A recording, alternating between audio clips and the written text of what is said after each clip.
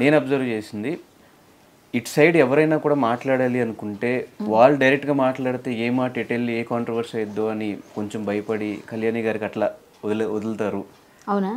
కళ్యాణి గారు అట్లా ఎవరైనా మీ పైన ఉన్న వాళ్ళైనా విష్ణు గారి ప్యానల్ సైడ్ ఎవరైనా కూడా అట్లా వాళ్ళు ఏం మాట్లాడాలనుకున్నా కూడా ఓకే కళ్యాణి గారు మీరు మాట్లాడని చెప్పి మిమ్మల్ని వదిలేస్తే మీరు అట్లా మాట్లాడేస్తారు. అంటే వాళ్ళు ఎవరో నాకు గిల్లితే చెప్పడం నాకు జ్ఞానం లేదా, నాకు ఆలోచన లేదా. పోను ఓకే ఎప్పుడు చెప్తారు? మొన్న సెల్ఫీ రిలీజ్ చేయమని ఎవరు చెప్పారు? నాకెవరు చెప్పుకొని అనుకుందాం. నేనేమన్నాను, బెంగళూరు పోలీసులు ఏదో ఒకటి తేలుస్తారని నేను చెప్పా. అప్పుడు నాకు ఎవరు చెప్పారు? పోనీ ఇవాళ రేపు నిన్న అంటే మేము మాట్లాడుకున్నా. ఇప్పుడు అంతకుముందు ఎవరు చెప్పారు? నాకు ఇంగిత జ్ఞానం ఉంది. నాకెవరో చెప్పేస్తే వీళ్ళు చెప్పినట్టు నేను వెళ్ళడానికి నేను కీ బొమ్మను కాను, నాకెవరు డబ్బులు ఇవ్వరు. నాకెవరైనా నేను ఎవరి దగ్గరైనా ఏదైనా ఎప్పుడు ఎవరిని సినిమా క్యారెక్టర్ బెక్ చేయను, ఎవరిదైనా నేను రూపాయి తీసుకోవాలి ఏ రోజు కూడా. సో నేను ఏ విధంగా చేయాలి అలాగా వాళ్ళు చెప్తే? మా ప్యానల్లో మేము మాట్లాడుకున్న మాటలు మాకు ఉంటాయేమో కానీ బట్ వాళ్ళకి ఇచ్చేసి నన్ను వదిలేస్తే రియాక్ట్ అవ్వకుండా ప్రతి ఇన్సిడెంట్ ఫస్ట్ మీరే రియాక్ట్ అవుతున్నారని అంటే ధైర్యం లేదు అలా ఎవరికి. నాకు ధైర్యం ఉంది, ధైర్యం లేదు. ఏదైనా నిలబడతాను, కాన్సిక్వెన్సెస్ ఏమైనా ఫేస్ చేస్తాను. నేను చాలా విషయాల్లో నిలబడ్డాను. నేను అన్నది నిజాలు అయ్యాయి. మీరు ఎన్నో ఎగ్జాంపుల్ చెప్తా. నేను ఆ కృష్ణుడి విషయంలో నిలబడినప్పుడు మా అసోసియేషన్ నన్ను బయటికి తీసేసింది. నన్ను సస్పెండ్ చేశారు. నేను చేయలేదు తప్ప అక్కడ. బట్ ఒక పెద్ద నటుడిని నువ్వు అన్నావని చెప్పి నన్ను తీసేశారు. సరే నేను దానికి ఒబే చేశాను. ఎందుకంటే ఓకేలే వాళ్ళ ఉద్దేశం వాళ్ళ పర్సెప్షన్ అది, కానీ కోర్టు నాకు తీర్పిచ్చింది. సో అక్కడ నేను తప్పు చేయలేదంటే కోర్టు ఒప్పుకుందిగా. వీళ్ళందరూ అప్పుడు మళ్ళీ ఇప్పుడు నన్ను ఎందుకు తీసుకున్నారు లేకపోతే కదా. అలాగే ఇప్పుడు నేను ఏదైనా మాట్లాడేటప్పుడు అవతల వాళ్ళు మీరు ఇది ఎందుకు అనుకోవట్లేదు, ఈవిడ తప్పు చేస్తే ఈవిడ కూడా అందరిలాగా దాక్కునేది కదా. ఈవిడ ధైర్యంగా మాట్లాడుతుందంటే ఈవిడ దగ్గర లొసుగు లేదు, తప్పు లేదు, ఈవిడ నిజాయితీ ఉందని మీరు ఎందుకు అనుకోవట్లేదు? ఎవరో ఇంజెక్ట్ చేస్తే నేను మాట్లాడుతున్నాను అనుకుంటున్నారు. ఏ లేడీ కమెడియన్ కానీ ఏ లేడీ ఆర్టిస్ట్ కానీ ఎవ్వరు కానీ వాళ్ళకుండే ప్రాబ్లమ్స్ ఏమైనా బయటకు వస్తాయేమో. అంటే బేసిక్గా అది కూడా తప్పు కాదు. ఇప్పుడు పార్టీస్లో స్పోక్స్ పర్సన్స్ ఎలా ఉన్నారు, పార్టీ పెద్ద ఏం మాట్లాడుతున్నా కూడా కింద స్పోక్స్ పర్సన్స్ ఎక్కువ మాట్లాడుతారు. స్పోక్స్ పర్సన్ కాదు కదా మా అసోసియేషన్కి ఏమి అలా కూడా ఏమి ఇవ్వలేదు నాకు పోస్ట్. నేను joint secretary present as of now. నేను జాయింట్ సెక్రటరీ. నేను ఫ్యూచర్ నేను మళ్ళీ ఉంటానా లేదా మళ్ళీ కంటెస్ట్ చేస్తామా మళ్ళీ ఎలక్షన్ అవి తర్వాత విషయం. అది ఏది నేను ఏ పోస్ట్కి వెళ్తాను ఇక్కడే ఉంటాను తెలియదు. కానీ నాకేం స్పోక్స్ పర్సన్గా ఇవ్వలేదు, నేనేం తీసుకోలేదు. నేనేమంటానంటే మా అసోసియేషన్లో బైలాస్ ప్రకారంగా ఎవరు తప్పు చేసినా శిక్షిస్తారు కాబట్టి అదే మాట్లాడా. ప్లస్ వాళ్ళు వచ్చిన తర్వాత వాళ్ళు డెసిషన్ తీసుకుంటారు, అదే చెప్తున్నాను.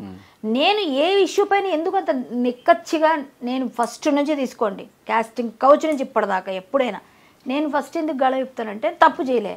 ఎవడో ఏదో తప్పు చేస్తే కూడా నన్ను కొట్టిన విషయంలో కూడా నన్ను అందరూ నీకు మూసుకొని కూర్చోవచ్చు కదా అన్నారు. వాళ్ళందరికీ ఏం లొసుగులు ఉన్నాయి, వాళ్ళు బయటపడతారని ఎవరు రారు. నాకేం లేదు కానీ నేను ధైర్యంగా వస్తా, ధైర్యంగా మాట్లాడతా. నాకెందుకు భయం? నేను నా తిండి తింటున్నా, నా బట్ట నేను కడుతున్నా, నేనేమి ఎవరిని బెగ్ చేయలేదు. నా వరకు నేను చేసిన నిజాయితీ క్యారెక్టర్స్ చేశాను. సో నాకెందుకు భయం ఎందుకు ఉండాలి? ఎవరో మనల్ని కీ ఇస్తే నడిచి అసలు అలా అయితే హేమ గారు చెప్పు చేతుల్లో ఆవిడ కామ్గా అందరినీ దువ్వుతూ మాట్లాడుతున్నప్పుడు నువ్వు నాకు చెప్పేది ఏంటంటే ఆవిడతో ఎందుకు గొడవ వేసుకోవాలి అప్పట్లో మా అసోసియేషన్లో? సరే అక్క అని ఉంటే నన్నేమంటారుగా. నేను ఎవరికి లొంగి బతికే రకం కాదు. మనది కష్టం, మన పని మనం క్లియర్గా చేస్తాం. అండ్ మీ సైడ్ నుంచి మా ఎలక్షన్స్ టైంలో చెప్పిన మాట మా అసోసియేషన్ కొత్త బిల్డింగ్ ఉందండి ఇప్పుడు కూడా. అదే మీ అందరికీ అర్థం కావట్లేదు. మా అసోసియేషన్ బిల్డింగ్ విష్ణు గారు నార్సింగ్లో కొనేయడానికి రెడీ చేశారు. 4 years రెడీ చేశారండి. అప్పుడే చేశారు, అప్పుడే మీటింగ్ బెటర్ చేశారు. మీకు తెలియదు ఇంటర్నల్గా ఇంతకుముందు మీ మీడియాకు ఆహ్వానం ఉండేది, ఇప్పుడు లేదు కాబట్టి మీకు తెలియట్లేదు.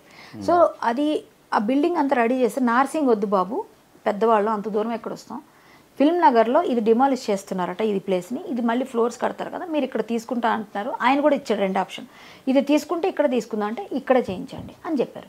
అది ఇప్పుడు ఆగిపోయింది, చేయలేదు, డిమాలిష్ చేయలేదండి. దానికి మనం ఏం చేయగలం? వాళ్ళు డిమాలిష్ చేస్తే ఈయన కొన్నాను ఇప్పుడు కూడా డబ్బులు రెడీగానే ఇస్తానని అని చెప్పాడు ఆయన. డిమాలిష్ చేయలేదు, కట్టలేదు. సో ఇప్పుడు ఆయన ఎక్కడ కట్టేస్తాడు? ఇప్పుడు మళ్ళీ మన రేవంత్ రెడ్డి గారి ప్రభుత్వానికి అర్జీ పెడితే వాళ్ళు ఇచ్చారు, మీరు ల్యాండ్ సర్వే చేసి పంపించండి మేము ఇచ్చేస్తాం, 1000 yards ఇవ్వండి, 19 monthsలో కట్టేస్తాను, 18 monthsలో అని చెప్పారు. మొన్న కూడా జరిగింది. సో ఆయన బిల్డింగ్ కట్టే వరకు ఆయన అధ్యక్షుడు, మొన్న అందరూ తీర్మానం కూడా చేశారు. సో అంతవరకు ఎలక్షన్స్ ఉండవని అన్నారు. బిల్డింగ్ మొన్న అయిపోయిందిగా, మొన్న అంతా తీర్మానం అయింది. ఒక 2 years వరకు బిల్డింగ్ అయిపోవచ్చు, అయితే అప్పుడే ఎలక్షన్స్. ఓకే. సో ఫైనల్గా పవిత్ర అండ్ చంద్రకాంత్ ఇష్యూ, ఆ లీక్ అయిన చాట్ కూడా మీది, లాస్ట్లో మీతోనే చాట్ చేశారు. అసలు ఏం జరిగింది, ఏం చాట్ చేద్దాం? చందు నాకు 9 years నుంచి తెలుసు, మేము కలిసి వర్క్ చేసాము. అబ్బాయి 39 చేసేటప్పుడు ఈవిడతో పరిచయం నాకు అప్పుడే, ఆవిడతోని పవిత్ర గారికి అబ్బాయి కూడా అప్పుడు పరిచయం లేదు నేను ఉన్నప్పుడు. నేను బిఫోర్ బిగ్ బాస్ నేను చెప్తుంది. బిగ్ బాస్కి వెళ్ళి వచ్చిన తర్వాత మానేశారు. అప్పుడు ఈ అబ్బాయి క్యారెక్టర్ని అటు మలిచారు తనకి అసిస్టెంట్, ఒక బ్రదర్ లాగా.